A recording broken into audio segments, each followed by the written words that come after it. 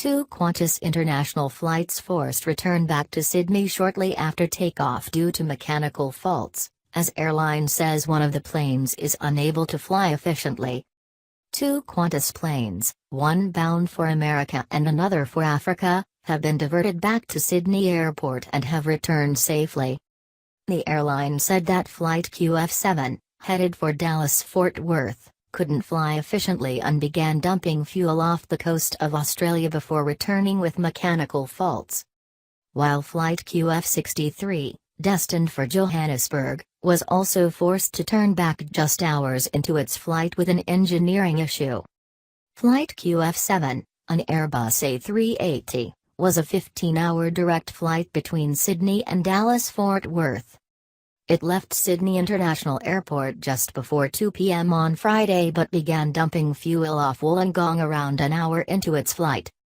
In a statement, Qantas said that the flaps on the aircraft, attached to the wing, were not able to retract, stopping it from flying efficiently. They said the captain made the decision to return to Sydney, given the Dallas flight path is the longest on Qantas network. The plane landed back in Sydney at 4:38 p.m. without incident, where engineers will inspect the plane and its mechanical issue. The second Qantas plane, flight QF63, that was destined for Johannesburg, was also diverted back to Sydney Airport on Friday due to a crack in its windscreen, according to 7 News. The Boeing 747 flight took off just after 11:20 a.m. and was a couple of hours into its flight when it returned to Sydney at approximately 3:14 p.m. A Qantas spokesperson said their team were working on accommodating passengers or offering them transport home.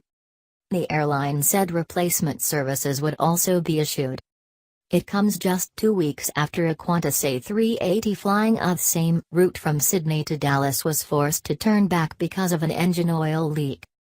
The QF7 flight departed Sydney Airport just before 1 p.m. on July 21 bound for Dallas in the U.S. but returned to Australia about 7 hours later. The aircraft was high above the Pacific Ocean when pilots discovered the leak and made the call to head back to Sydney.